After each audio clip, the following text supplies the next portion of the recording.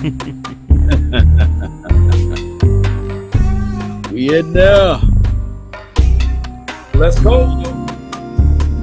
I'll label this video as a must win. You know that, don't you? I don't know about y'all, but I label this thing as a must win. Ooh. Must. For both teams, basically. You don't think the Saints, man, they don't like the Cowboys, we don't like the Saints. Hey, I don't think I talked to you guys about those. Hey, I can't wait to hear it. the aficionados.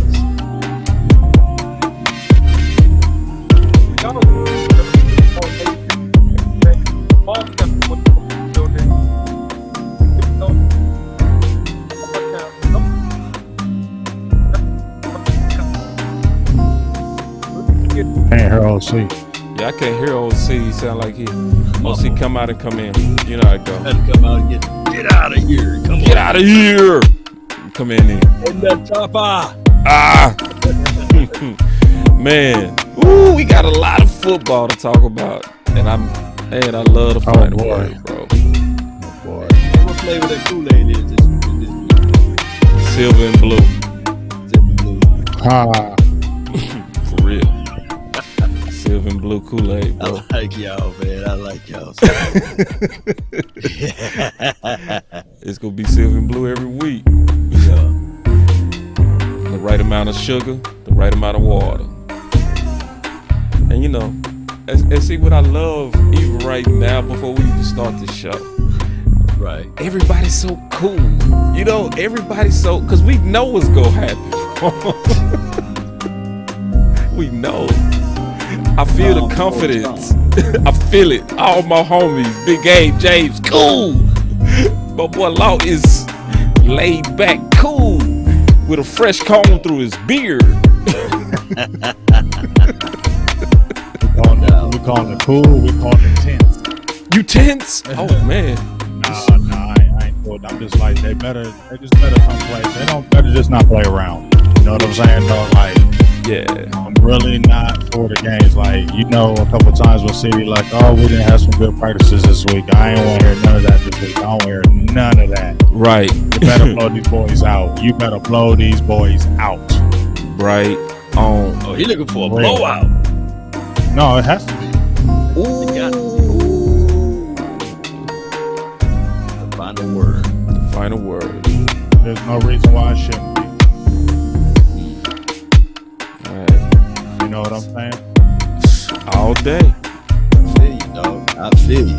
You got a team on 4-game loser streak. Everybody else been coming in there. No, we can't go back to the old Cowboys with the old thing. You know, here we go again. Now we gotta get past that. Just gotta do it right here.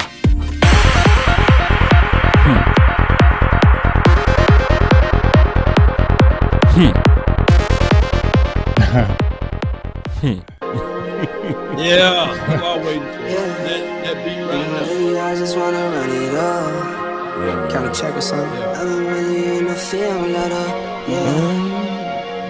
Run it up, baby. I've been really in the field, like rich, I love the feel. Lately, I just wanna run it up. Don't need no deals, I make the deal. Have to take it to a meal. Lately, I just wanna run it up. Yeah. Kinda check the song. Lately, I just wanna run it up. Count that too, count it up. Lately, I just wanna run it up. Need them ones, I need them fives, need them tens, I need that change. To the safe, got blues inside. Come on. Greens and pinks, it's all the same. I still save and roll my change. Take some lying. losses when I play, charge it to the game. I'm with L, yeah, I'm with T, Black, I'm with Reverend now. I'm with Bay, yeah, I'm with J, yeah, I'm with Chuck and now. Still the same, not switching sides, now it's about loyalty. You switch sides off for the bag, and that's worth more to me. I mix Nike with designer, I experiment. You just rock what's on the shelf and I'm not feeling it. Search for the one, but baby girl, it's nothing real as this. Go. Yeah. What we got here?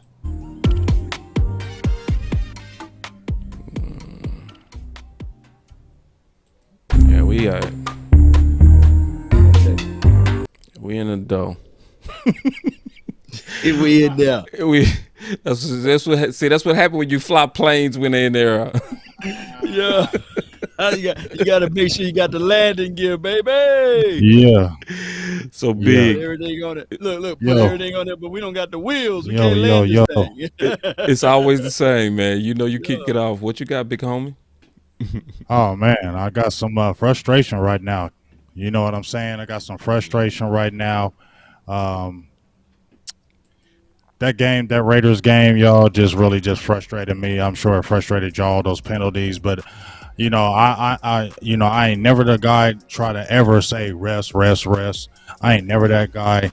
But these ref calls just really impacted the game, and it was frustrating. And yeah, I just look at that Raiders game like they weren't better than us. I don't, I just look at them like frustration in that game because that's a game that should have been won. Just how it was reffed, how it was played.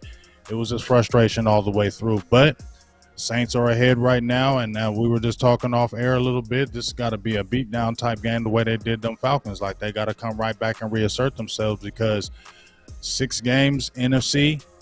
3 of the next 4 NFC East. You need to beat these guys up these next 4 games and take a stranglehold this NFC right now. My dog, Big Game James. Did you eat before the game or you ate after the game? I did a little bit of both. I don't know, dog. That just that Raiders game just frustrated me to no end. Man, I mean, 14 penalties, man. 14 penalties for both sides. But we can clearly see that they had an agenda against the Cowboys. And I hate to be the person that say that, just like you just said. But we can clearly see with our eyes that, hey, man, the Cowboys, every Sunday, they got to be prepared to talk about that they're going to play against 2 teams. But one thing that I want the Cowboys to do is to just hush. Hush it up because they going to do what they going to do. You just got to execute and perform. And I hate saying that, Cowboy Nation, but we are at the point that these aficionados, they looking at it like, hey, I know for sure that we had 38 to 39 million people watching, and it's time for me to flex the son.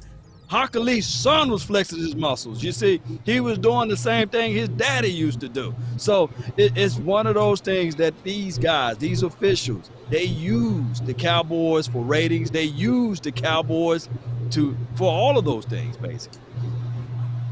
Yeah, man. It was since obviously what we're talking about is the Raiders. Right. The Raiders game was a very winnable game. And big facts. All of us hate to talk about the refs, but it was a very ugly officiated game. But crazily, I came out encouraged. I did. That feedback is coming from you, James. I put you on hold for a little bit, for a little while, so you can work on your sound. But just looking at all of it, I still came out encouraged because, the cavalry is on its way. Jerry said that, and that's true. I mean, right. We was missing superstars. So to have a winnable game, right, and even in that winnable game, was very close to winning it, and we still should have won it. It was some things that we didn't come through on that could have still won that game. That just tells me that we still a very good team. I mean, if you look at it, the kicker make his kicks, right? And there was opportunity in the overtime, of course. If you get a first down, maybe you slow everything down, and we did win it in overtime. We won a coin toss, for crying out loud, right? But if you want to sprinkle some optimism in it, and Dak Prescott, he tried to play to his best abilities with the cards that he was dealt with. We've seen Ezekiel Elliott playing through an injury. That's a Warriors mentality. Mm-hmm. But Tony Pollard, he played, man, like he had the world on his back. Man, running that in for a touchdown on a kickoff return, that was everything. But like you said, it was a very winnable game. Yep. And we can start looking at everything and saying, okay, excuses, everyone got one, right? Everyone have a reason, but results are what matter. And the coaching staff should have looked into that reasoning and say, okay, kicker, you 46%. That's a lot of percent chance that you will miss these kicks. We need to keep Lyram, the last name of that guy, I believe, was close to Hallelujah.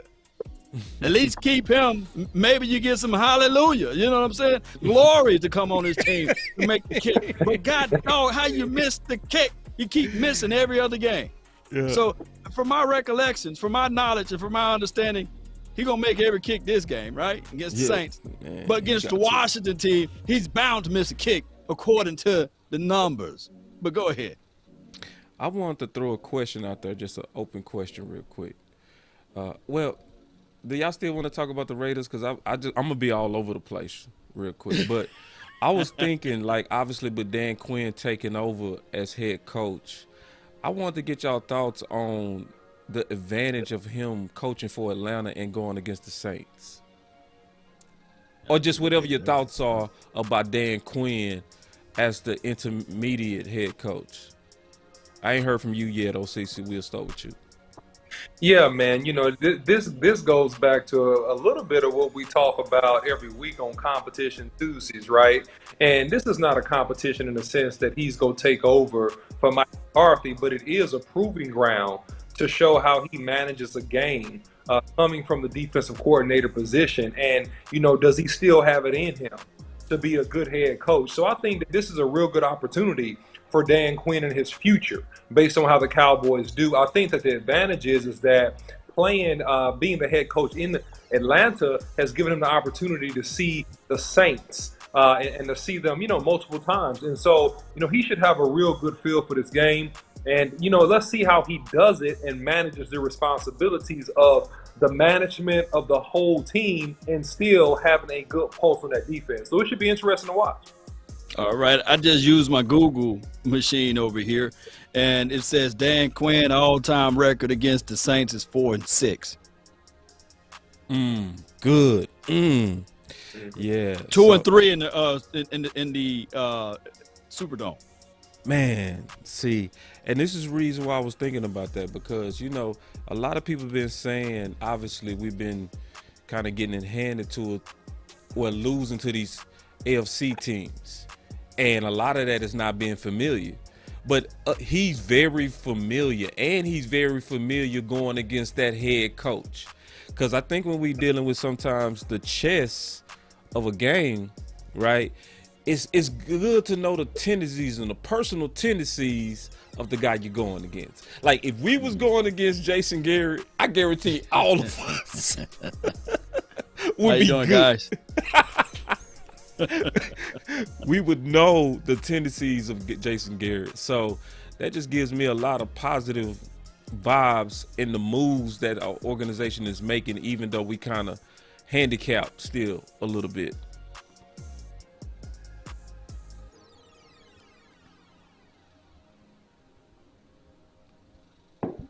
Yeah, so am I on? Am I on? Yeah, you was on, big bro. Oh, can you hear me now? Yeah, sound great. Okay. No feedback. Go ahead, OC. I didn't mean to cut you off. No, it was on you. Oh, I was just gonna say, Dan Quinn, he's got familiarity with that, NFC West. But I think at the end of the day, the veteran head coach, I think there's a good trust level that Dan Quinn has kind of proved himself earlier between the defense, the whole staff, the organization. I think they open him with welcome arms, and I think he's done everything to kind of cement their trust. So I think it's just it's another day. This shouldn't be anything big. This shouldn't be, oh my gosh, Dan Quinn is coaching the team. This should be no big deal. He may not have a winning record against the Saints, but you know what? They don't have a winning record right now. They lost 4 in a row. I know it's the Saints, and I know it's a little personal in my opinion, because Sean Payton already talking about bringing Taysom Hill out there. When I seen him, I knew he was going to bring him, I know he wasn't going to try to play no Travis Simeon. Not no 4 games and you lost, and he was going, they was calling for him, but he wasn't going to do it. But he got ties with them Cowboys, and it's personal with them Cowboys. So he was like, we need a spark. So I'm going to bring in Hill because anything can happen in this game. So I'm going to do anything to make it happen. And that's what I kind of see right there, how we kind of playing in these Saints, because they don't want to lose this game. I think you said it in the beginning, you, Law, or Boss, this is personal. New Orleans is right next to Dallas. You know what I mean? This is a personal game for New Orleans. They take it really serious, and it's in the Superdome. So Cowboys just come prepared. I don't think it's a big deal in my opinion, but I think some of the guys that still ain't, here, that's kind of a big deal. Yeah, it's a very big deal. Was you gonna say something, Law? Oh, well, nothing is easy, but we would like for it to be that way. And unfortunately, I believe Amari Cooper's still battling through some of the symptoms from C19, and I hope all is well with him. Let's not cast aspersions on him. Let's pray and hope all is well with him. Ezekiel Elliott was a full participant in practice today, as well as CeeDee Lamb. We need CeeDee Lamb. We need these guys to be on the same page with Dak Prescott, because we going up against the 3rd-ranked defense. And I get it. A lot of people will look at the New Orleans Saints and say, hey, they just lost 4 games in a row, Law. We shouldn't be worried about Lattimore. We shouldn't be worried about Cam Jordan. We shouldn't be worried about DeMario Davis. We shouldn't be worried about Davenport. I think that he's turning the corner and getting back out there. So there are some things that we will have to play solid on, because if anybody can replicate what the Denver Broncos did to us, will be the Saints, because they got the talent-wise to do such on the defensive side of the coin. Yeah. Good point. Go ahead, Ose. I'm sorry. No, I'm gonna go ahead and say something, man. This is the Dak Prescott game. This game here, this is the Dak Prescott game.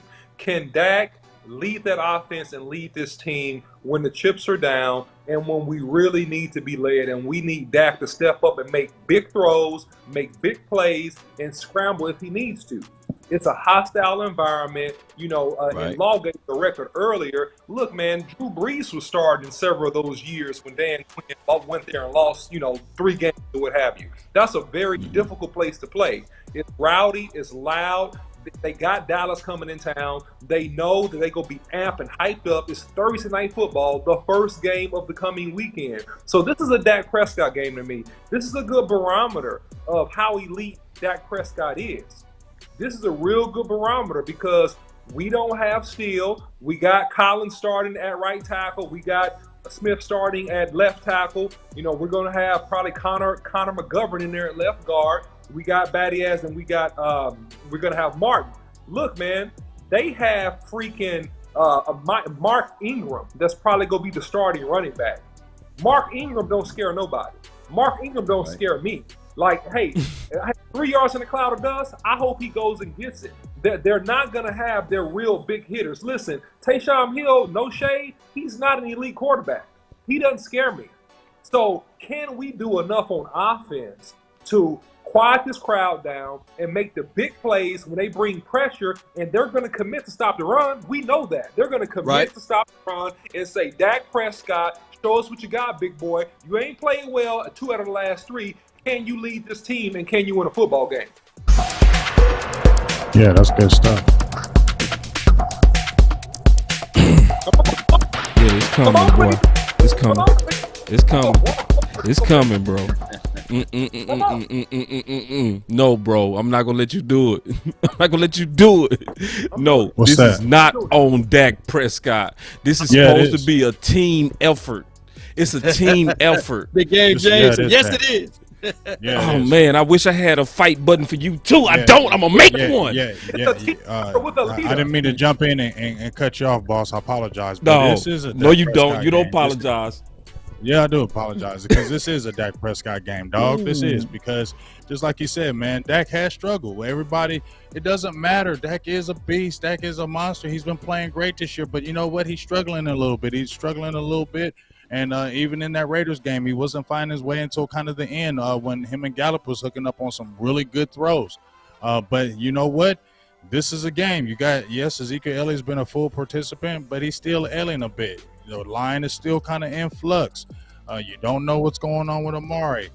CD Lamb is coming back. But at the end of the day, we talked about it last week and the week before, boss. This team goes as Dak goes, dog. If this team goes as Dak goes.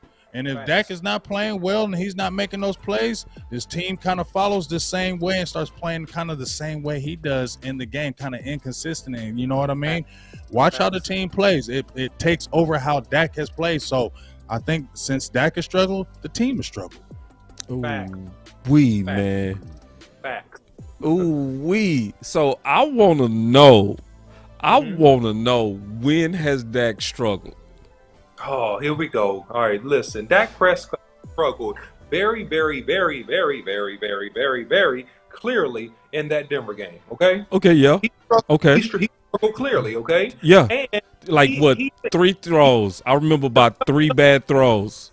No, it wasn't even throws. I wish we had the tape. I wish we had the wide tape because I would break down. I wish. No, listen.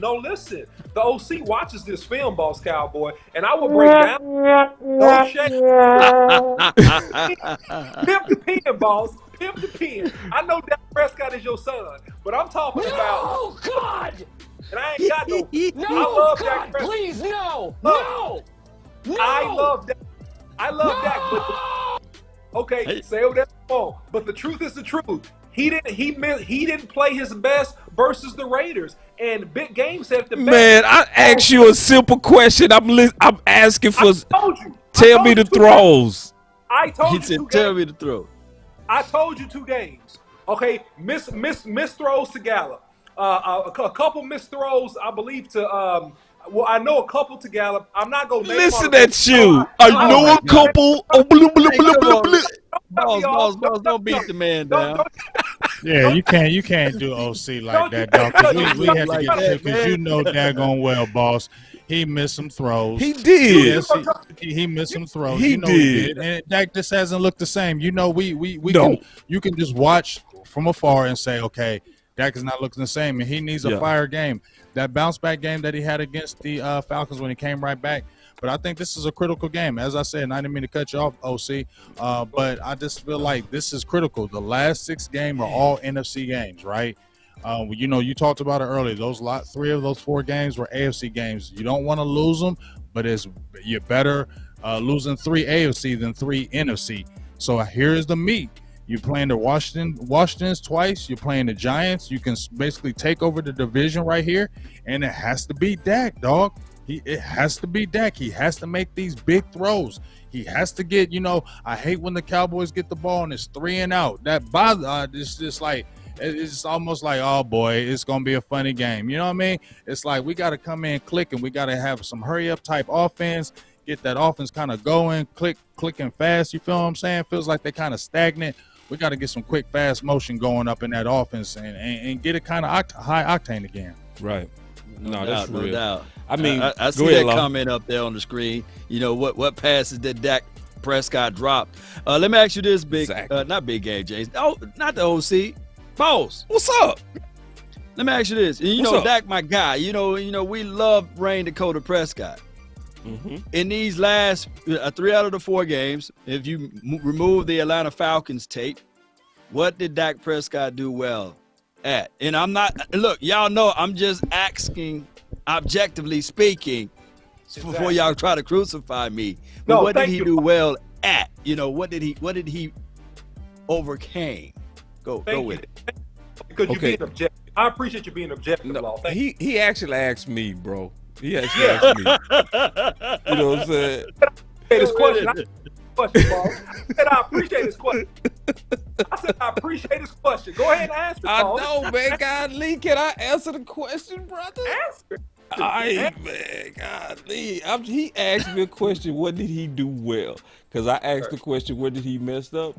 He said, where did he do well? Right. So, what did he do well? I think... Don't ruminate. Now go with it. Shoot it. Man, you know I'm gonna shoot it, man. Hold on. You know I'm gonna shoot it like it's a big thing for Boss Cowboy to actually say publicly that he drunk Kool-Aid. Listen, I do not drink Kool-Aid without first measuring. Man, I gotta clear our views on, man. I gotta clear our views, man. You know I'm finna man run this to the house. I say this, see, because this go different than what you think, Law. I'm gonna say this. Yeah, Dak hasn't looked like Dak 2 out of the last 3 games, right? Dak has been playing on a very, very, very, very, very, very high level previously before the last 2 out of the last 3 games. Because we all know he lit it up on Atlanta. We know that. So all I'm doing, fellas, is I'm being very careful because sometimes your quarterback have bad games. Now, we so used to Dak being like almost at an MVP level and fighting for his reputation, fighting for his money. We so used to Dak being on and on and on and on that we don't understand that sometimes these boys have bad days. So I'm just saying, I don't want us to get to the point where we always putting it on our quarterback when he got other guys that surround him that's getting all this money. So to answer your question, when did Dak make plays? He made plenty of plays. He made the play to Gallup. He was throwing a vertical ball in the second half very well in the Raiders. I mean, dimes. And then, you know, but what happens with Dak is when he misses a play like what he did on Noah Brown, that stands out exponentially, especially because it was overtime, you know? So the normal Dak that we all used to hit that throw.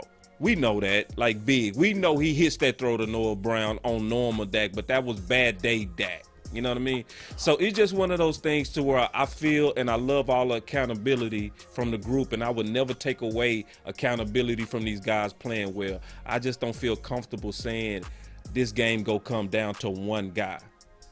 Well, let me say this though, boss. Before you finish that, Law. Yeah. Let me just say this, boss. Yeah. Just checking. You know, I made a post about. You know, I was concerned about Dak's deep ball. Okay. Yeah. I think I made a post about it a couple of weeks ago. I was concerned. It looked like he was kind of off on his deep ball, wasn't completing it.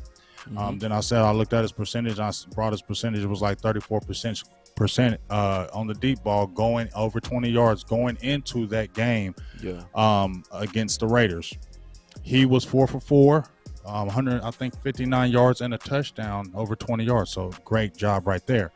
But here's something I looked at right here, and this is, I think, one of the reasons why these teams are playing the press coverage. Okay. Dak Prescott on his medium throws, right, 10 to 19 yards, he's completing 56.8% of his passes. Not great, right? Deep ball throws over 20 yards, 39.6. And I'm not ridiculing my quarterback. I love my quarterback, but this is what I'm saying. Yeah. His highest percentage are 9 yards and in, 81%, 93%. So what that's telling me, these teams are going to press him if they feel like, okay, you can only complete them short. We're going to get all up on you, and you got to complete them short window throws. Right. Or you know what? You're going to have to. We're going to press you, and you know what? We're going to blitz you, and we're going to see if you can complete that deep ball. Right. Facts. 1-on-1 tight coverage. Facts. We're going to see. Facts. And I feel like this is the reason why. And I said this last 2 big game, James, to your point on the Boss Cowboys Sports Show. I said, look, Dak playing against press coverage and corners that can cover, Dak is going to have to begin to prove that he can consistently make the throws in the tight windows. Because that's what he's going to get in the playoffs, and that's what he's going to get versus the upper echelon teams. Yeah, Dak has played at an MVP level previously these last 2 out of the 3 games. But, you know, to be honest, man, his completion percentage is a little bit down, right? His QBR is a little bit down. And this is just me looking at data. And I'm not, you know, pile driving Dak. I'm saying that Dak is so critical and so important to this team. It's a team game. But Dak is so critical in terms of his play and in terms of his motivation and leadership that we need Dak to play at an MVP level. With everything else that's going on, we need Dak to play at an MVP level to win some of these tough games. And Dak has to prove he can make these tight window passes, man. Straight up. Oh my God! Off the top rope. You dirty. I know I'm dirty. I'm dirty. I am dirty. Let me say this though. Let me say this, Boss Cowboy, before you go. Before you go, boss. Before you go, man. Before you go. The button. Look, Look, Joe Montana, and I'm not trying to say Dak Prescott is that, but Joe Montana had Jerry Rice. Troy Aikman had Michael Irvin, right? And we can go on and on and on about these good quarterbacks throughout the course of the years. And I'm not saying that these guys should or they needed Michael Irvin and Jerry Rice. But Dak Prescott guy been Amari Cooper. What Big Game James just lamented, and as well as the OC broke down, was the fact that, hey, press man coverage, hey, when you get everything close, these guys have figured something out. Dak Prescott, if your receivers can get open down the field, maybe, just maybe, you can beat us that way. But it seems as if, though, you're not able to with the caliber of receivers that you got now. Now, what I'm trying to say here as well is that there's another category of quarterbacks, like the early stages of Tom Brady. He didn't necessarily had a dominant or a leading type of wide receiver, but he was in a perfect system. Yeah. And lo and behold, now you're seeing that even is it Mac Jones over there in New England? They're doing the same system. So I'm not saying that Dak Prescott is a system quarterback, but what I'm saying is collectively, the way certain quarterbacks play, they play well in systems, or they play well with a caliber receiver like Amari Cooper. That's why Amari Cooper been missed with this team. And also that's why the 12 personnel been missed as well. Without Blake Jarwin taking the middle of the field and Dalton Schultz killing people from the short and intermediate routes, we are seeing wide receivers not getting the necessary separation. We're seeing the stage being too bright for some of these guys, and they playing basketball with the football or volleyball with the football, and we're not seeing the same caliber of team. We'll find out this Thursday whether or not CeeDee Lamb can step up, and we don't know whether or not Amari Cooper will be back out there, but we'll find out what this team will be about this Thursday if these guys can play. We do got us a super chat real quick. I just want to address it because I think it's a good one. It's a real good one.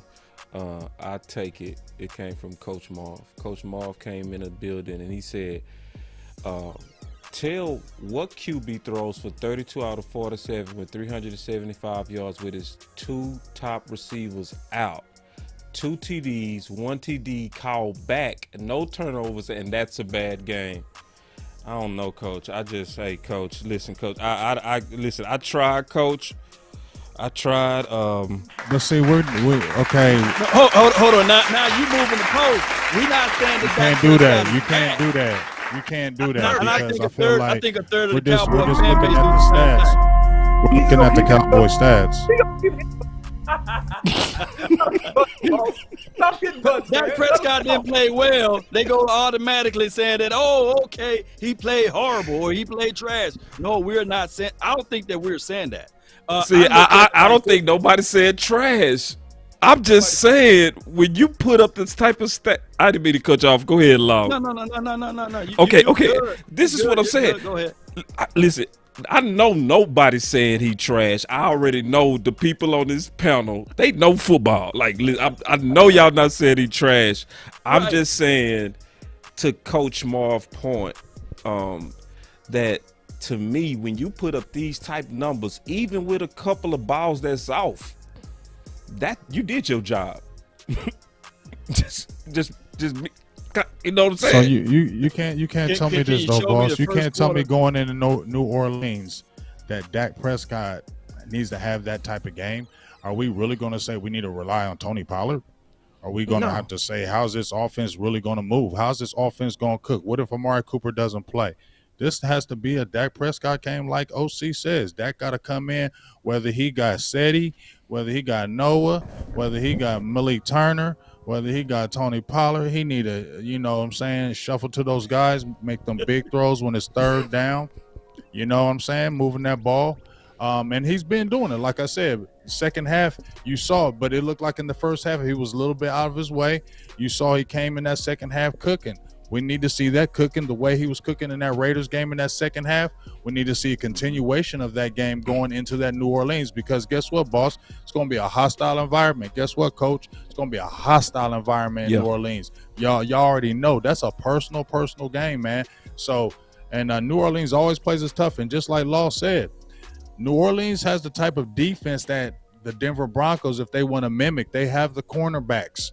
They have those athletic linebackers. They have, just like he said, Davenport. He has 5 sacks right now. He's growing into that position. Jordan has always been a nemesis. They got guys that can do things, can give you problems. So Dak has got to play big because that defensive line may get at him. We saw the offensive line that's had its way a little bit. You feel me? Yep. Dak may get a little bit of pressure.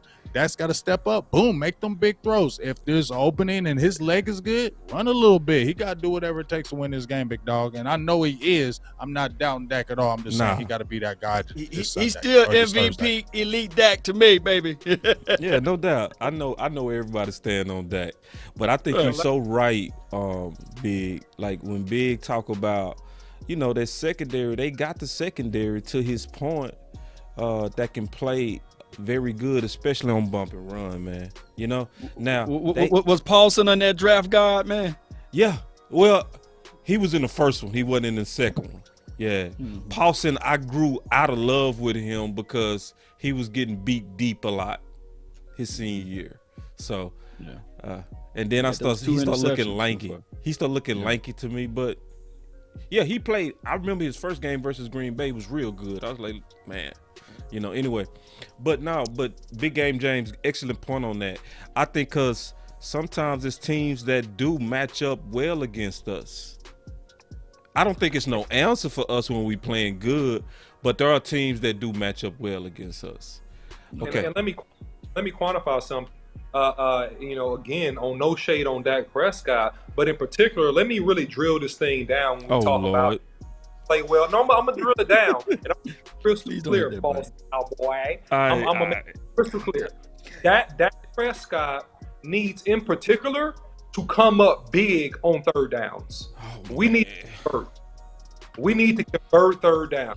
And in the last 2 out of 3 games, we have not converted a lot of third downs, thus turning the ball over on downs and also having that young defense out on the field. And they've held up pretty well. But for us to score on the road and for us to control tempo in the game, we got to convert a little bit better than we have in the last 2 out of the last 3 games on third downs. Now, some of those have been drops, a wide exactly. And that's true. So I'm being balanced. God, dog.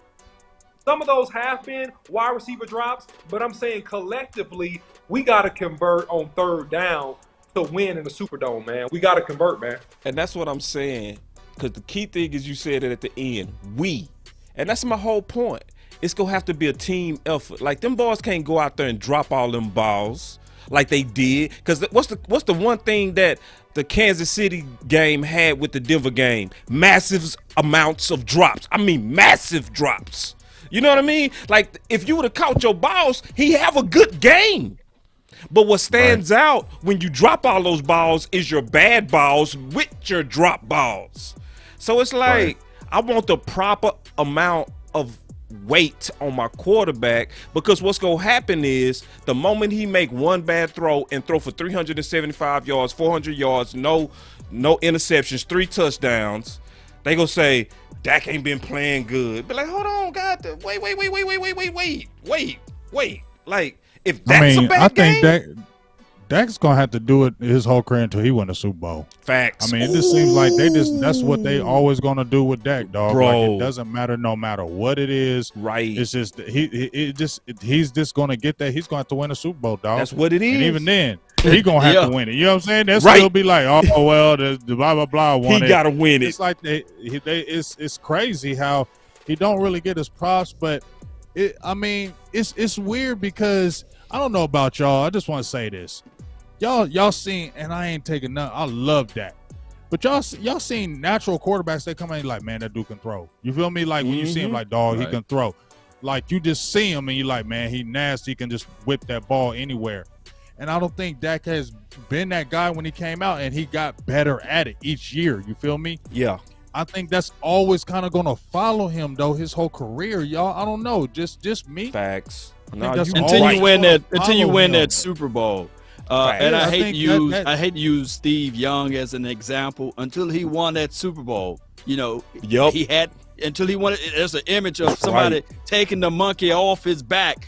you're not going to get out of that hole until you win the Super Bowl. And case in point, heavy is the crown. Just like I can type into this Google thing and say, okay, how many career wins Troy Aikman got? And it will spit out 94 wins, right? It's not going to give me Michael Irvin's wins. It's not going to give me Emmitt Smith wins. The two people that get all of the credit regardless, quarterback and head coach.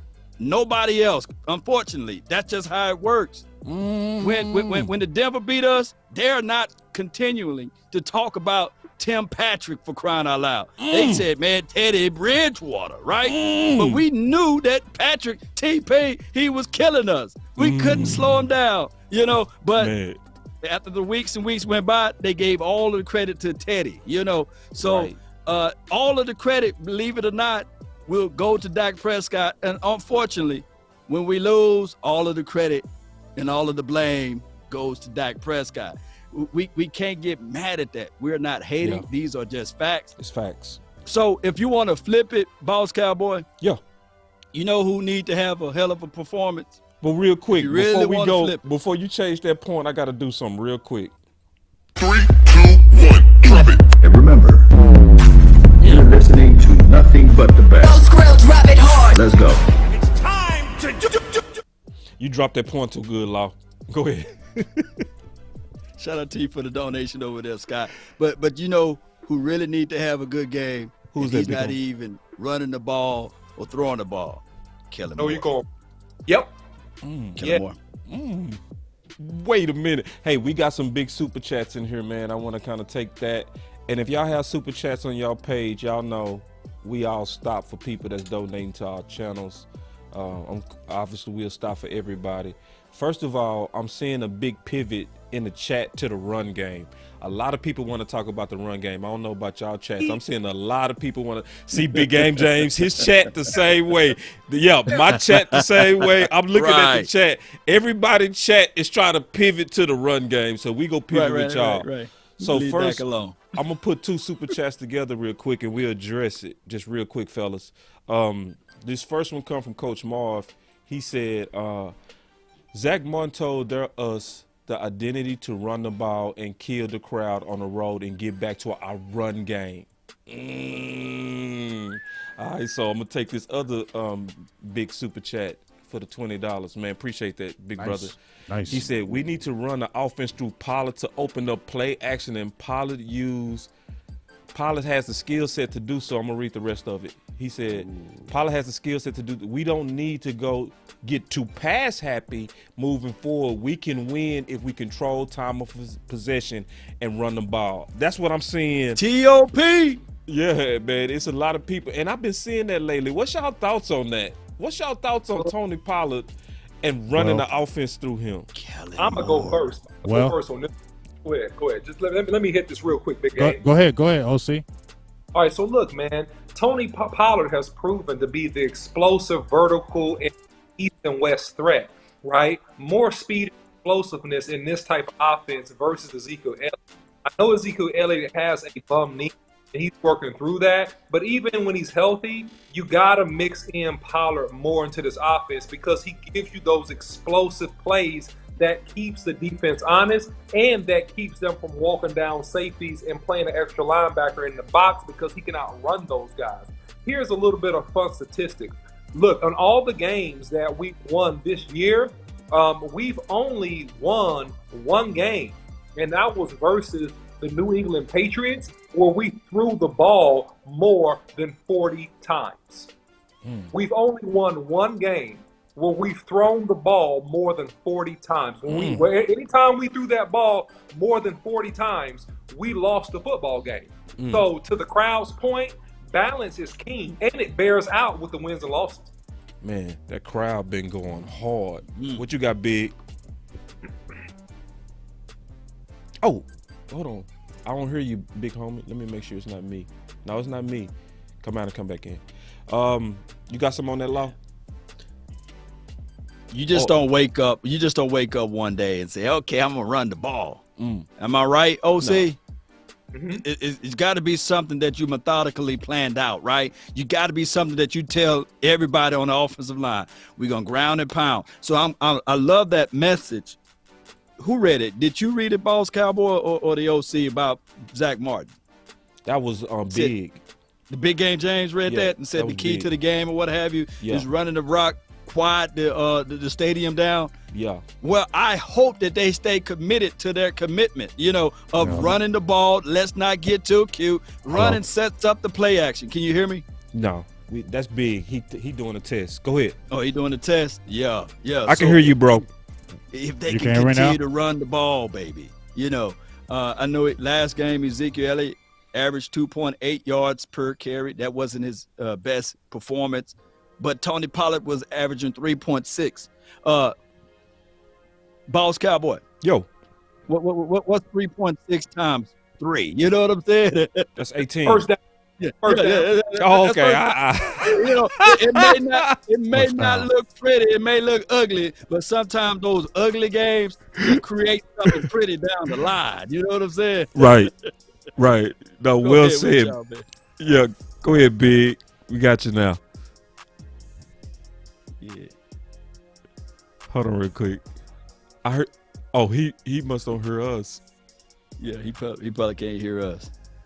Okay, he did something to his computer. He testing his mic. I see what he's doing. Yeah. Y'all give him a second, because he gonna come right those back. landing wheels on those planes. Hey, listen. It was in the air. For everybody that say they want to get in the podcast game, you better get used to imperfection.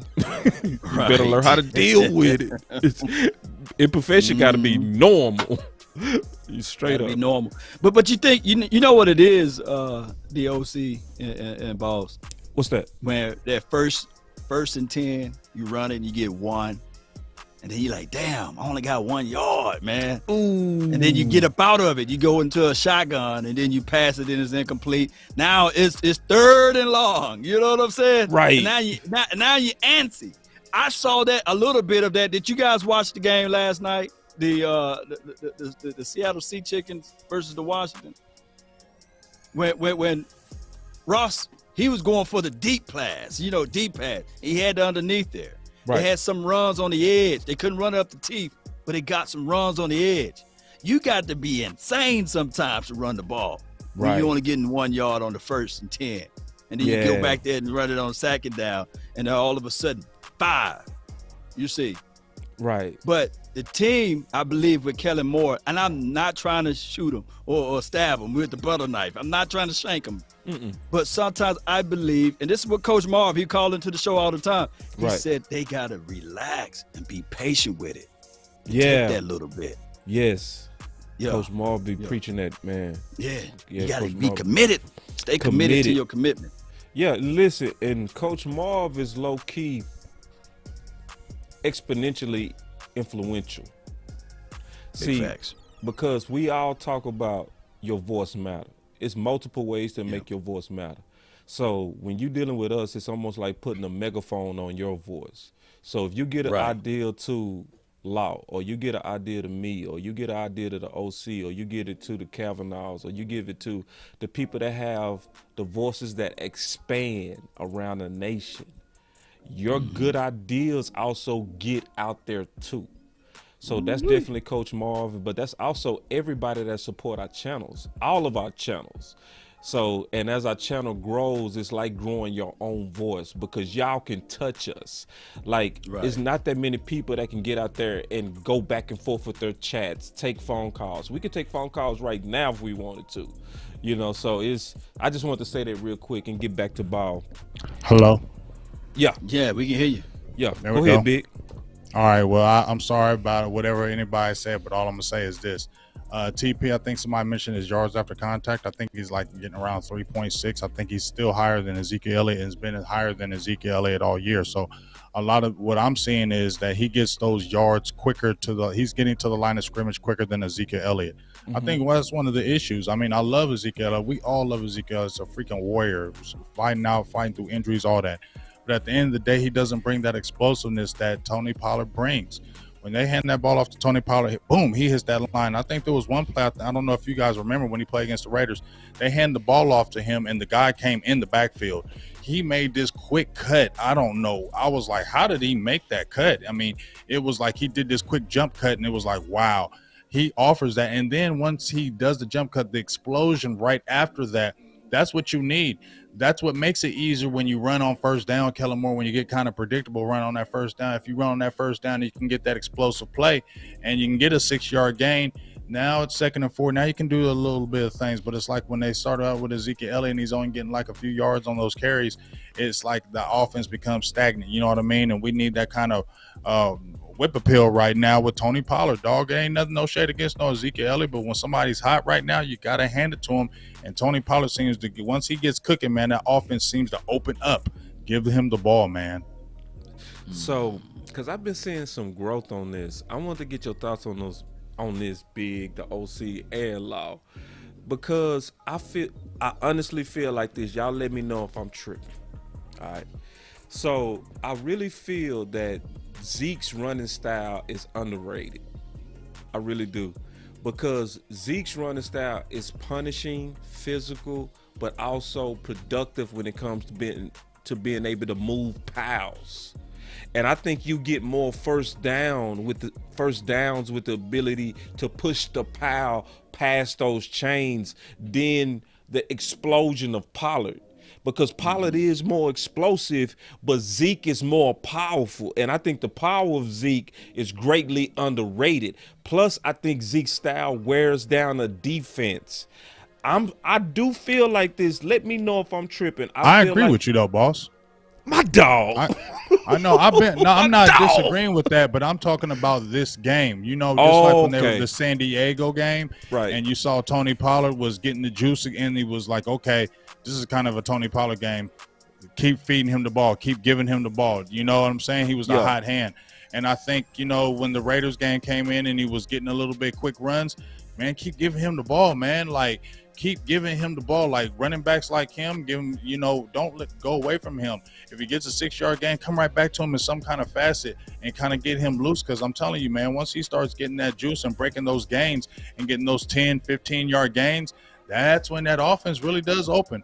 Zeke has that powerful punishing style, and you always want to start out with a running back like that because he's going to soften up that defense. You definitely want that. But in this type of game, especially with the New Orleans Saints, you're going to need some explosion out there, right? We're going to need some explosive plays from a Tony Pollard. We already talked about how they have the cornerbacks to kind of match our receivers. Now let's get some Tony Pollard out in space, get him out in the flats against one of these guys one-on-one, and let's see what he can really do. You're talking about this offensive line, and Zach Martin talking about, oh, we need to get back to running the ball. Well, they need to get back to doing that. I mean, it's been, 5 games, only one game, 100 over the team, as a team, over 100 yards as a team, like the last 5 games. This past game, I think it was only like 70 yards total. They have to run the ball, but at the end of the day, they got to get explosive plays from Tony Pollard in some kind of facet. Yeah, good stuff, Big. I say that this is a very layered answer, boss, to your question. If we go back to when Ezekiel Elliott was drafted, he was drafted during the Jason Garrett, and right at the end of the Tony Romo era. That football team was committed to lining up and running the football.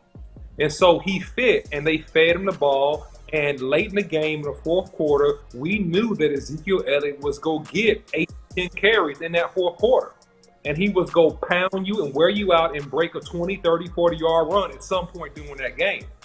So I say for this offense, which is more so of a spread West Coast type flavor based upon Kellen Moore, that Ezekiel Elliott is not the optimal back for this type offense. He's a great back. He's a back that was drafted for a certain offense. Tony Pollard, in terms of having flexibility to get open on going east to west and running screens and running down the field and catching a football, Tony Pollard is more of the back that's crafted for this type offense. So you got a young play caller that's trying to prove himself. And I do think, no shade on Kellen Moore, but I do think that you're right about this, boss Cowboy, that on some levels he ego play calls, right? He gets certain games and he ego play calls, right?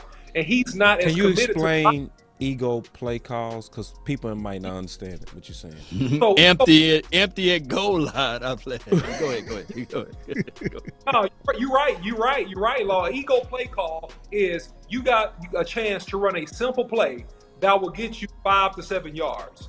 But instead, you're trying to show a fancy play action complicated route tree play and throw the ball down the field. You do more than what you have to do. And if you get caught up into that, your ego can cause you not to call the simple, straightforward play that will be effective.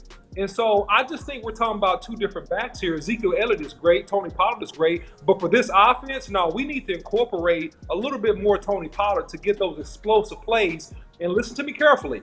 Based on the way that Kellen Moore likes to call football games. And that's the key.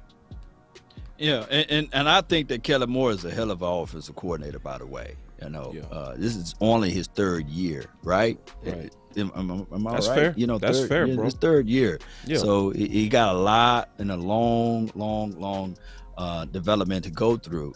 And we're seeing some of the growing pains as relates to things to set up other things. Now, he's learning a lot on how to make the necessary adjustments with injuries. And I think that he did a great job so far. But I would love to see some more of that creativity with Cedric Wilson. You know, remember he was throwing the ball at one point. He was looking good. Some more of those splash plays with reverse. I think that we were doing pretty good with that. Do it until they stop it. I think that he would do it once or twice, and he'll stray away from it. Let's continue to, if it works, keep going at it. If it's not broke, don't fix it type of groove. And let me that's ask all I y'all have to this. say on Kellen Moore. Let me ask y'all this one quick on Kellen Moore. I want to ask y'all this. Do y'all think that he kind of, you know, maybe gets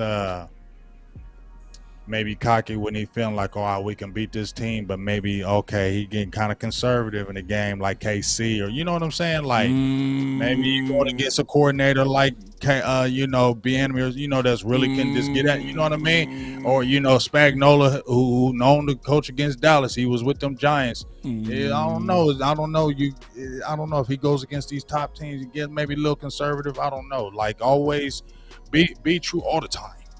Be that guy all the time. You know what I'm saying? Keep that throttle. You know, Dallas is better to me when they pick that offense up. When they get into the line quick, when they're kind of in that hurry up kind of offense. Yeah, that's when I like them, dog. That's when our offense really cooks to me. Yeah, Dak starts getting in a rhythm, starts rolling out. You know, the play action. You know, just all kind of things starts happening. I like when we do that quick tempo. I think that's the thing they really need to maybe this next 6 games really look at, is that quick tip ball offense. I like it, and I think it just gets Dak in a kind of real good groove, and the offense starts to really move. Facts. I want to highlight this comment, bro, real quick, because it goes to your point, Big. My boy Big, my boy Special K said, Kellen Moore is like a teenager with keys to a Ferrari. Y'all check out this metaphor, man. My boy Special K in his bag.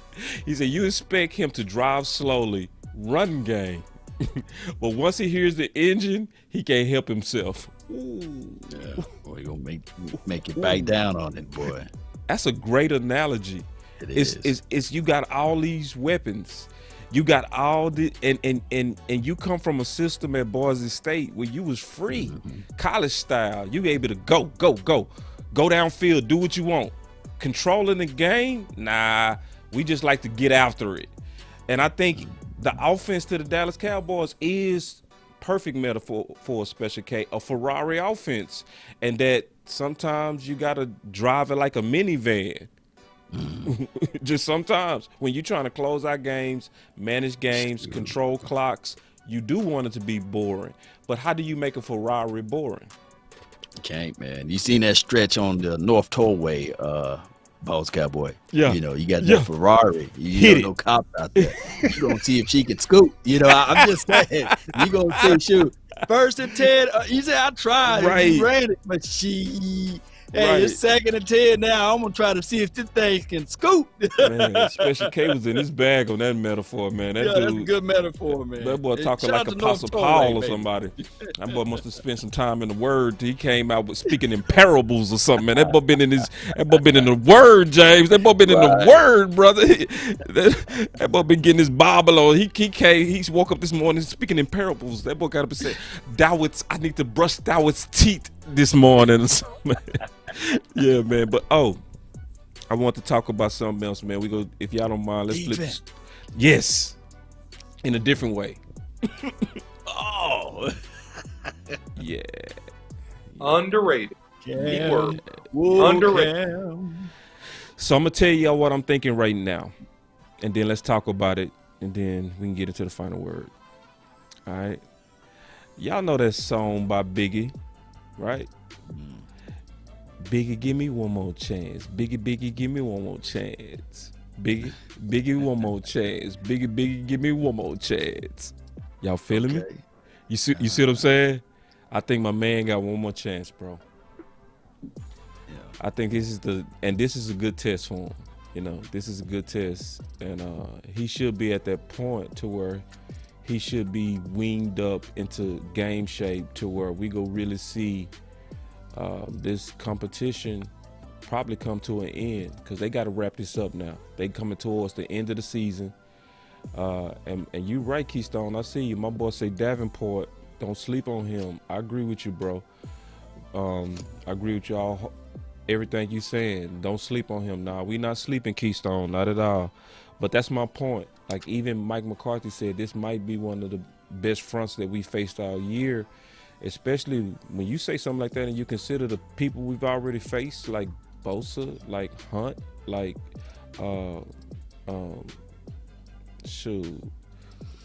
like Crosby, like so many of them other edges, and Mike McCarthy, like this the one that might get after us. Plus, they're pretty good at stopping the run. So I just wanted to get your thoughts on, you know, Lael Collins at right tackle and what y'all think will happen going forward.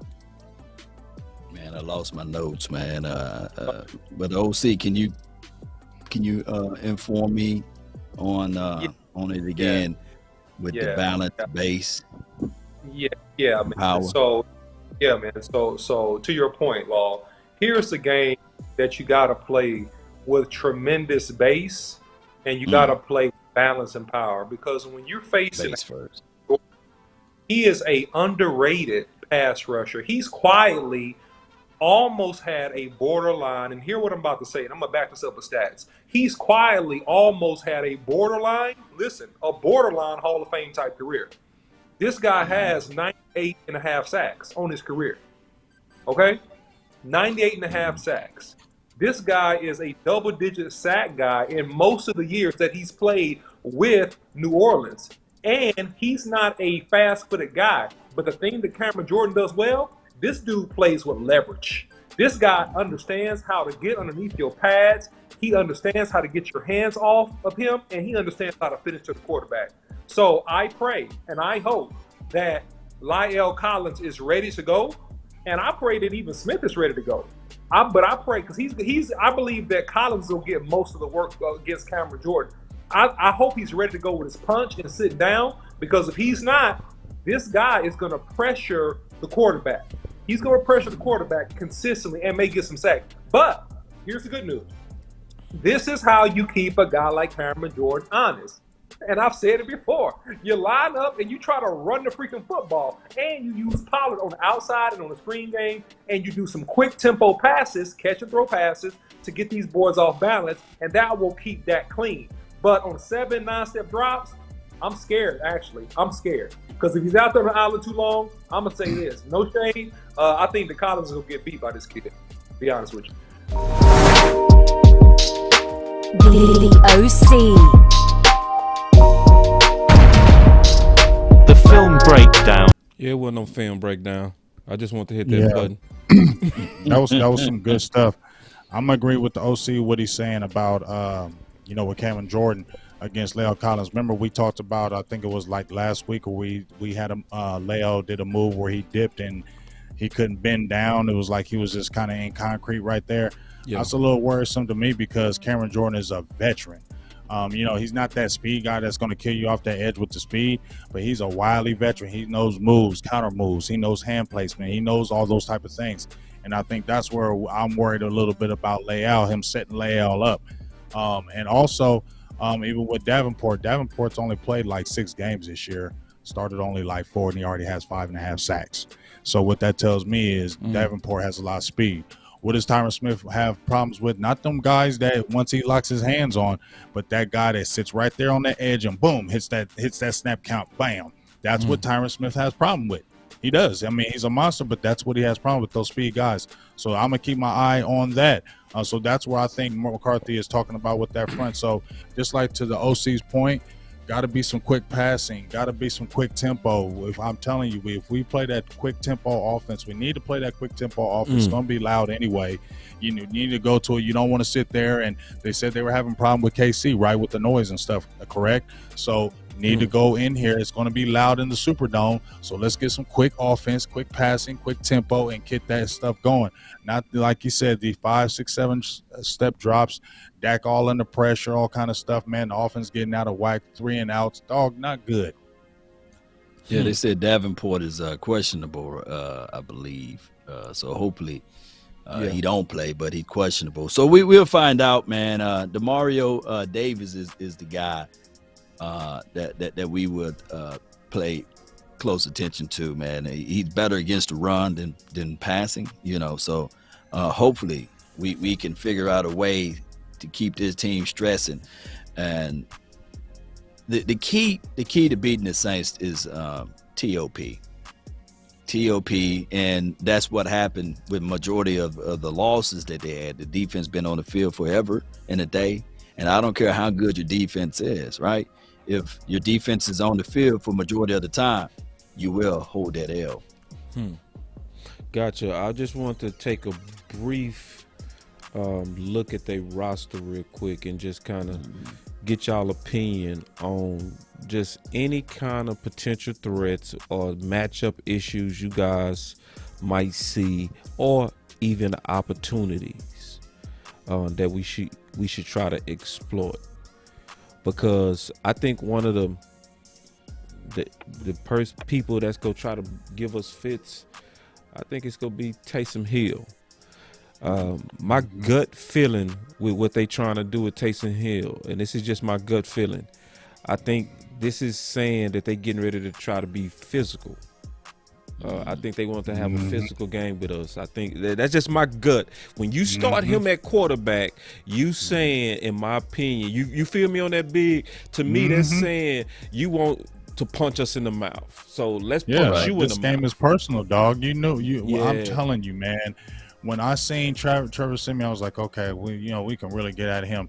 And I ain't even scared of no Taysom Hill, but it's just the point of this game. When I seen Sean Payton saying, Hill's getting first team reps, I'm like, oh boy, okay, here we go. He on that. He on that, huh? Exactly. He on that, huh? Right. Didn't y'all didn't think that? Yep. Oh, Sean Payton, he on that. Okay, this game personal, y'all. We got to come with it this game. Sean Payton is saying this game is personal, Cowboys. Don't come in here playing around. That's right. Yeah. And Sean Payton know what it's about, he looking at this thing saying, oh, you gave the job to Jason Garrett, oh, you never came back for me. But it's one of those situations whereas, yes, this is a personal game. A lot of people don't understand it, but it is what it is. The Saints and the Cowboys got bad blood. We love each other any other time, but when we play each other, oh man, it's bad blood, and we looking for revenge, right? Last time we played them, it wasn't a good situation. And when we say we are not scared of a quarterback, we had this talk track before. We wasn't scared of Teddy Bridgewater. Look what happened. We wasn't scared of Derek Carr. Look what happened. So Taysom Hill, we want to make sure Parsons can get to you and make you feel everything that he shooting at you, and I think that he's a one read guy, right? He stares down his receivers. His arm is suspect, so this should be a game also that my guy Trayvon Diggs get back up on the stat sheet as it relates to an INT. I'm making a prediction right here. Diggs gonna have him an INT. That's my prediction. Oh, hold on. That's a button. 3, 2, 1, drop it. That's And remember, you're listening to nothing but the best. Let's go. And we gonna come back to that if you hit your prediction. That's just fair. All right. All right, Big. I'm gonna put you on the spot before final words, bro. What's up? Cause I ain't hit your button all day, so it's time. Hey, I love being a Cowboy. Big game change. Game changer. Let's have some fun. Let's have a good time, man. Let's kick it. So we gotta end this on game changer, bro. I think that's just appropriate. Is CeeDee Lamb gonna be the game changer? Cause he gonna get his chance. In this game against the Saints? Yeah, he gonna get his chance, bro.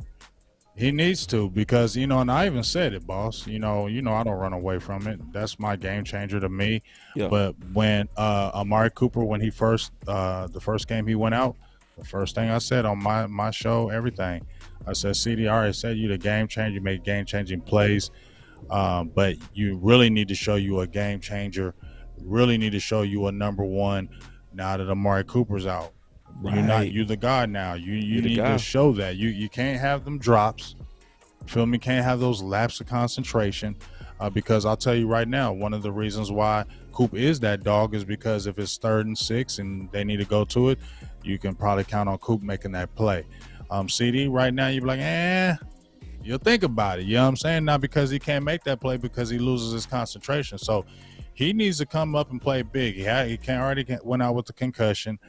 When you needed him in that KC game, he needs to play huge in this game, fellas. He needs to come out with them like 9 catches, 150 yards, couple touchdown type game. He need to get all over Marshawn Lattimore, because Marshawn Lattimore gonna be all up in his grill. Yeah, and that's why I rock with you, big. That's it. That's why I rock with you, bro. I got my game changer ready. Ooh. Oh yeah. Oh yeah. Hold on, let's hit the button. I gotta hit the button. Hey, I love being a Cowboy. Yeah. Big game change. Game changer. Let's have some fun. Let's have a good time, man. Let's kick it.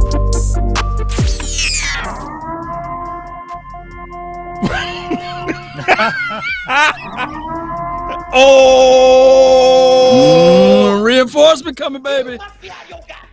If you don't think that he's not going to change the game, I'm right now calling him DeMarcus Lawrence. I'm not calling him Tank. I'm not calling him D-Law. I'm calling this man DeMarcus Lawrence. He got to be the game changer, because from what I was listening to the Dallas Cowboys players, they said even though he's not playing on the field, his impact is felt from his words, right? Now it's time to turn those words into action. So against the New Orleans Saints, I recall a couple of years ago, he said, man, we got to punch him in the mouth. So DeMarcus Lawrence, in order for you to become D-Law, Tank Law, or any other word of variations of law, be the game changer. Yeah. No, he been hella. Hype my dog up now. Hey, dog. You are 100% right, because hey, you 100% right, dog. Because you remember how we've been talking about him when we was doing our shows last year. How he need to step up. And here's another thing, Law. He been hella tweeting, ain't he? Yeah, he been tweeting soon. Cartoon characters, you know what I'm saying? All that stuff. Yeah. So my thing is like this, dog. When you're doing all kind of tweeting like that and saying all kind of stuff, and you coming back, you better hit that ground running, because it ain't like you a rookie. Feel me? You better come back and hit that damn ground running, because guess what? Michael Parsons don't play like no rookie. He just getting better and better and better. So ain't gonna be no excuses, right? You feel me? We ain't gonna be hearing, well, D-Law getting double teamed all the time. We got a Michael Parsons down. Remember what's that Fantastic Four when he said, we got this? He said, well, we got a Hulk. Well, we got a Michael Parsons now, dog. You feel me? We got a Michael Parsons now.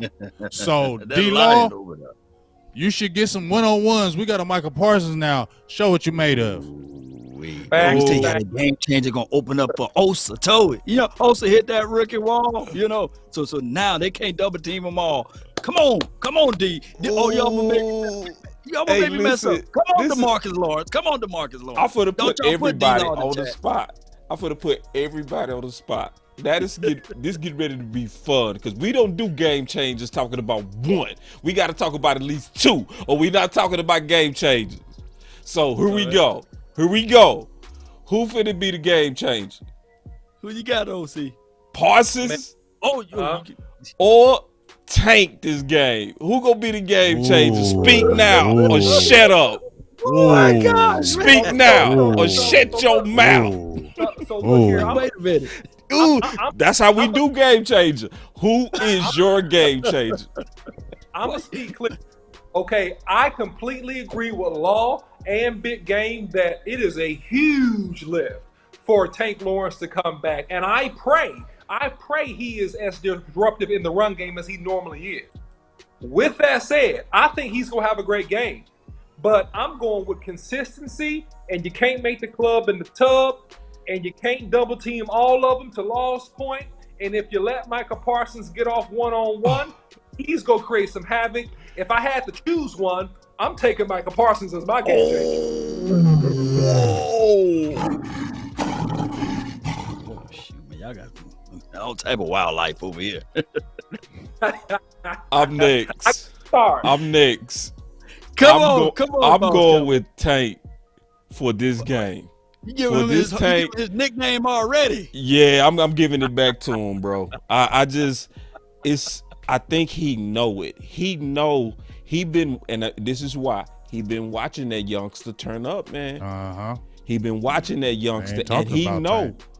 Yeah, they ain't talking about me. So I gotta make them know me, remember me.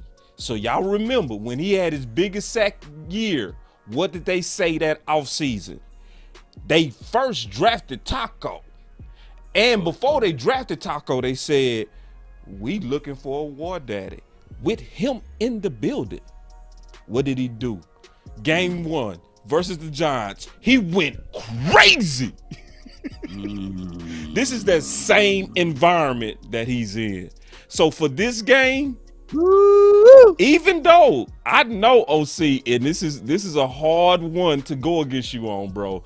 This is a hard one. You got the higher ground on me. You shooting down on me because Parsons is the freak. He's the real freak. But I think the guy that's gonna play better football Thursday, I think it's gonna be Tank. I think, let me say this before y'all continue, man. That's almost a trap question, Boss Cowboy, because and let me explain. One complements the other. This is yin and yang. This is like Anakin Skywalker. Like he's balancing the force. You know what I'm saying? This is like the person that comes in to balance the force. Like Cooper to CeeDee Lamb. Because you can't. Because Cooper, without Cooper, you don't have a game changer of CeeDee Lamb. I get it. No, that's not. I know, I get it. No, that's not what I said. That's not what I said. I'm talking about Tank Lawrence and Micah Parsons rushing the quarterback. Because if you single up any one of those guys when they're healthy, they are going to create havoc.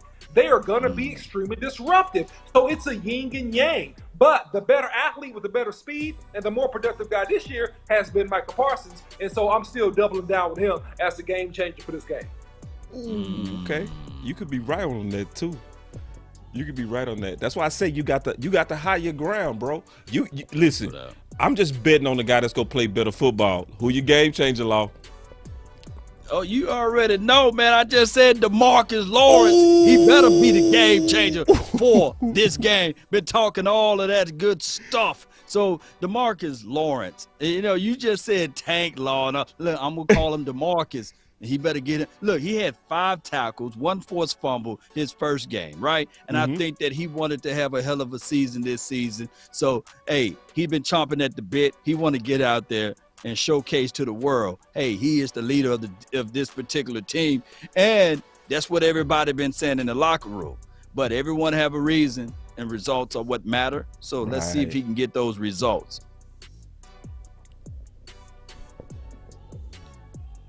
My boy been sitting in the yes, so you, bro. Oh, okay. All right. Well, you know what? I've been thinking, listening to y'all, and I've been like, damn, DeMarcus Lawrence, I feel like but you know what? I'm like, he coming back. He been talking a lot of, you know, woo. All right. But mine is still going to be that LT-ish. Freaking nature. I can't stop watching this dude all day, all night. And let me tell you what he's gonna do in this game, y'all. D-Law may turn up like the whole game, right? But Parsons gonna make that game-changing play. Remember when we was watching that Raiders game, and Parsons kept getting close and kept getting close. You like, he gonna get one, and he gonna get it when we need it the most, and he did. And that's the difference between him. He gets them when you need. Okay, you know what? We need Parsons to make a play, and he gonna make it.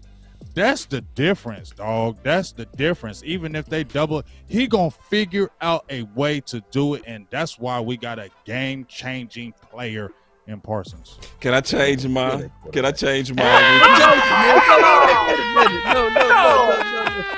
Bro, it's hard to go against Parsons, bro. I'm just saying, bro. Listen, bro. Hey, man. Be consistent. Nah, Be man, consistent. this is the hardest game-changing debate we've ever had, bro. Leave me by myself. That's Yeah, what you I will, bro. In a heartbeat, homie. say, oh yeah. I'll leave you by yourself. He go shit Man, on the island like y'all wrong, man. Y'all on that. No, I'm with you, Law. I'm with you, bro. Hold on. Button for button. Hold on, let me see. Let me find me a good button. Let me see. Come on, there. what? Yeah, I'm with you, Law. I'm all the way with you, big homie. All right, this is the last thing we're gonna talk about before final words. NFL fairness. What is going on, bro? Did he win this appeal today? No, hold on. He got to hit the button, though, man.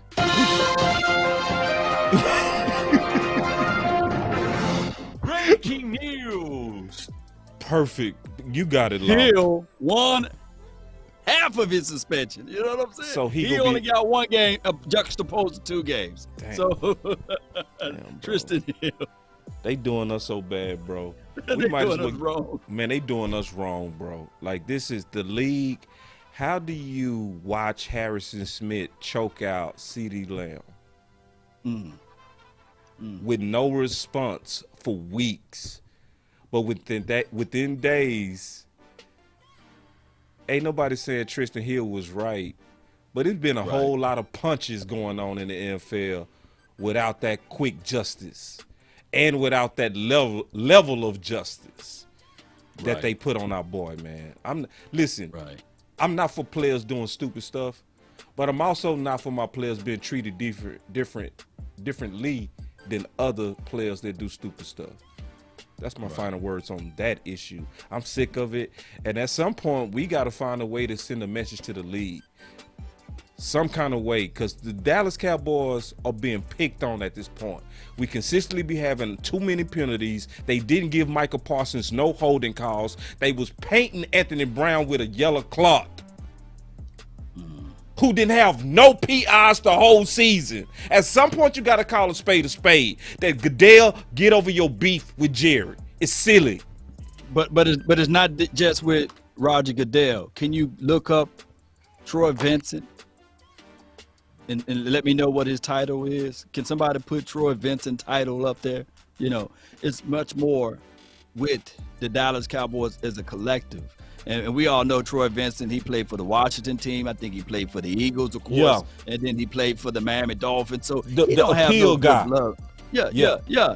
Troy Vincent don't like the Cowboys, you know. So you got everybody, mama, uncle, cousin, that's going up against the Cowboys, and you're expecting to have the good results as it relates to fair and balance, and you're not going to get that. What that say right there? I can't read it, Boss Cowboy. What would you got right there? Oh, that's Troy Vincent. He's basically the guy that was over the appeals process, born in 1970, a former American football cornerback for the Miami Dolphins, Philadelphia Eagles, Buffalo Bills, and Washington Redskins for the National Football League, and historically, rumor says he was known for being a very dirty player, to your point. And this is the guy, this is where Law is going with this. Law is saying this is the guy that's rendering judgment on Tristan Hill and his appeal, and it's no shock that he got 1 game when he really should have got 0. Yeah, and why can't nobody else see that but us? You know what I'm saying? Like, you're going to get a former player that played against a certain team, you know, to make rule and judgment. It's crazy. It's crazy, man. It's crazy. So I'll get into the final words unless y'all want to talk about that. But I just want to kind of vent about that. That pissed me off because Tristan Hill was starting to ball, man. Like, it just aggravated me. I know Big been talking about this for a minute. Big been saying, we've been waiting on you, Tristan. We've been waiting on you, Tristan. And then he get here and he turning up and then he gone. He gone. Well, they gave him 2 games, so now he only suspended for 1. Yeah. So yeah, but it just still pissed me off. What you got? What you got, Big? Oh no, just bouncing off him, man. It's just like you said, man. The worst thing in the world is when you sit there and you see this stuff and you don't want to be that guy, right? Y'all don't want to be that guy. You just want to shut up. Like, I don't even want to say nothing. I don't want to say nothing on my show. I don't want to say nothing. I just want to be quiet. I don't want to be that dude. But daggone it, fellas, come on, man. This is obvious. Like, I am not going to come out and say, oh, man, they ain't picking on us. Yes, it really is true. They are really doing it. Like, I mean, they're any little thing, they're highlighting it. I mean, John Mara, whatever, from the New York Giants, they're over top of, rules committee and things of that nature.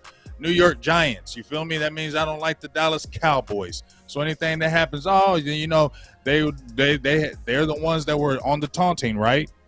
They're the Mara or from the Giants over the taunting rule.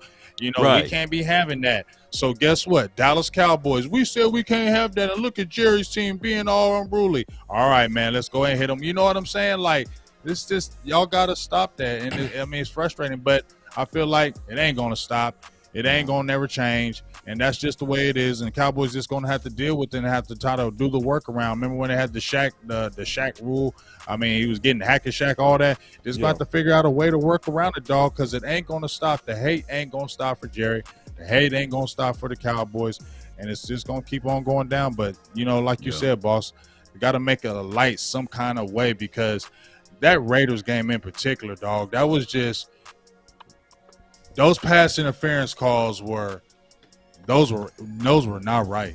They weren't right. What about that roughing the passer, man? What about that one? Yeah, I mean, that roughing the passer bothered me, but those pass interference really bothered me because it was like, come on, dog. We seen way worse. No, third down. Like, that's when I was feeling like I was tweeting like, man, this game rigged. That's what it made me feel like. That's what it made me feel like. For the first time watching NFL game, people always like, them games be rigged. And I'm like, all right, come on, dog. Yeah. I ain't trying to hear all that. Flag. But dog, that game felt rigged. Yeah. I'm like, third down. And it's a good play. And it's like, and it's a late flag. I'm like, all right, man, come on, dog. Come on. Yeah. Y'all doing the outcome of the game. Betting. What's going on out here? Yeah, that was terrible. So, final words. I started off.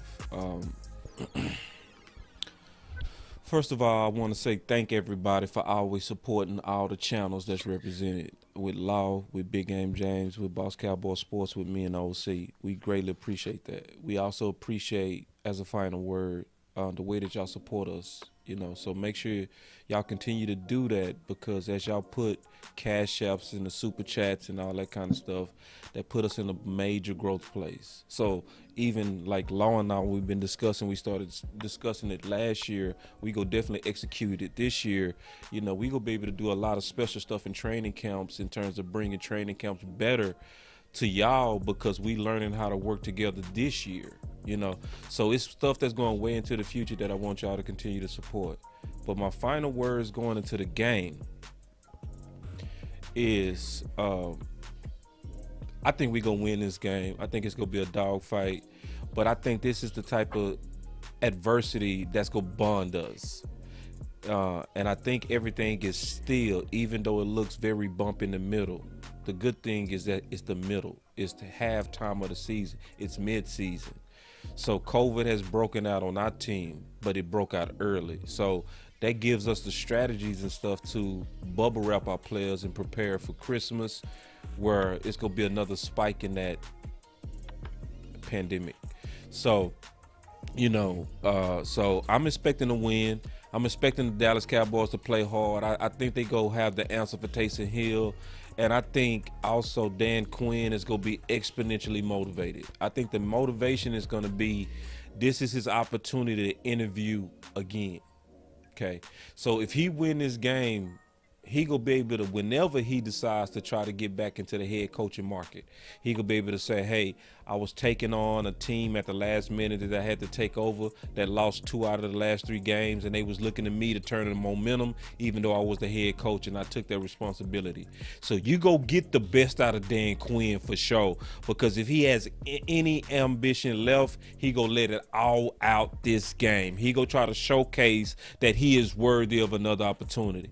So when I look at everything coming together, even though it's bumpy and it looks bad, and you missing people from COVID, and you missing a lot of stuff that's going on that's weird, I feel like it's all working for us. Yeah, so my final word is that this is a game that the Cowboys need to win. And this is the beginning of the stretch run where you need to begin to truly gel as a team.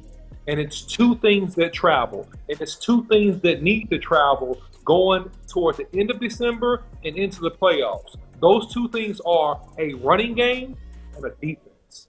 Those are the 2 things that need to travel. And so the Cowboys have to begin to come into some of these hostile environments and impose their will.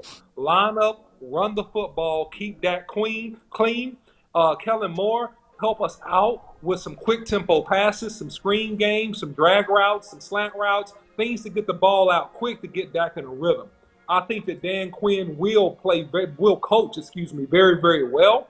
I think that the defense will have a collective haul of an effort. And I think that the Cowboys should win this game going away. Very, very tight game, though. Very, very tight game. Not an easy win, but I think the Cowboys should win this game going away.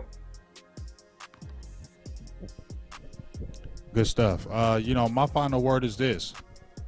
We talked about this earlier in the year when we saw the victory against the New England Patriots in overtime, and then Cooper Rush winning that game in Minnesota. A lot of us were saying, I'm still saying, said in the very beginning of the season, we'll see. We've been talked about, heard this too many times before, same old thing. But you know what? I've been saying, this team feels different. And I still feel that way. I still feel this team is different.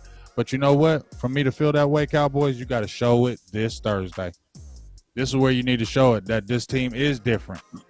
Okay? Because this is when it's right here. You got COVID going on. You got adversity. I don't know how Dan Quinn is going to coach this game. I'm going to keep it real, y'all. I don't know how he's going to coach this game.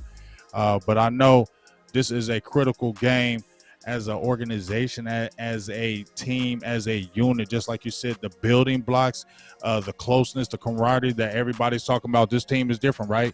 The players been saying this team is different. The coaches, everybody been saying this team is different. Well, show us this Thursday this team is different. Yeah, it might be a close game because of a hostile environment. But you know what? Cowboys, show me you can go in there and smack them around too. Show them that you can go in there and, you know what?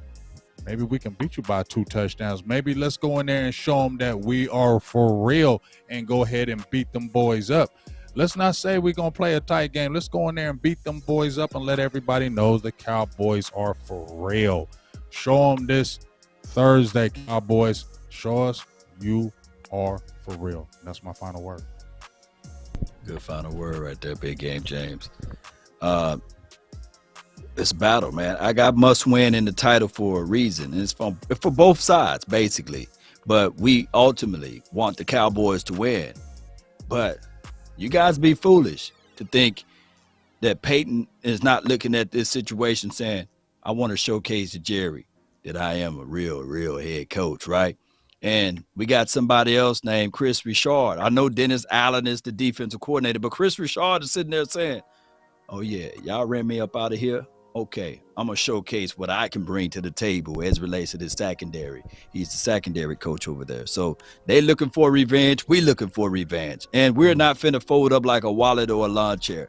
Dak Prescott, we talked about this before. Regardless of the situation, the win column and the loss column goes to Dak Prescott. So Dak Prescott being a Louisiana native, hey, he want to showcase to the world and to the heavens that, hey, I am the real one. So with all of that being said, Cowboy Nation, regardless of everything, we got to come out of this thing victorious. Because did you guys get a chance to hear what the Washington team said? That they want Dallas?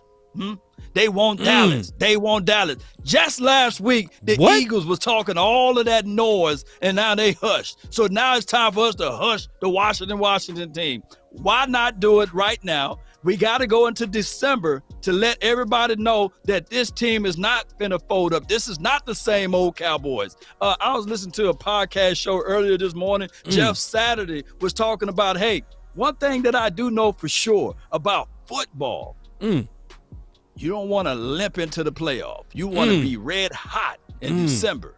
And let's remember this, Cowboy Nation. It starts this week. The Dallas Cowboys going on this run. I predicted that they would be 13-4. Well, damn it, we lost 4 games. Let's go on this run. Let's go get this victory. Let's showcase to the world, including the aficionados, that we are America's team and we are victorious. Let's go, Cowboys.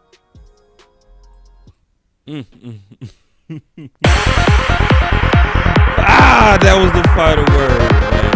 Let's go. That was the final word, man. I love the final word. I really do. Law Nation.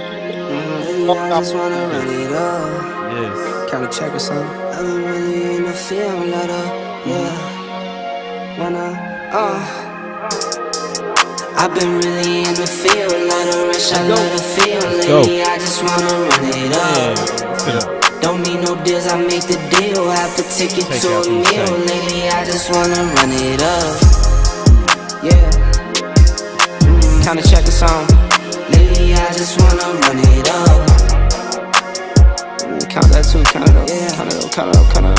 Lately, I just wanna run it up. Need them ones, I need them fives. Need them tens, I need that change. To the safe, got blues inside. Greens and pinks, it's all the same. I still save and roll my change. Take some losses when I play, charge it to the game. That money loss. I'm with T-Black, I'm with Revan now. I'm with Bay, I'm with Jay, I'm with Chuck and now. Still the same, not switching sides, now it's about loyalty. You switch sides off for the bag, and that's worth more to me. I mix Nike with designer, I experiment.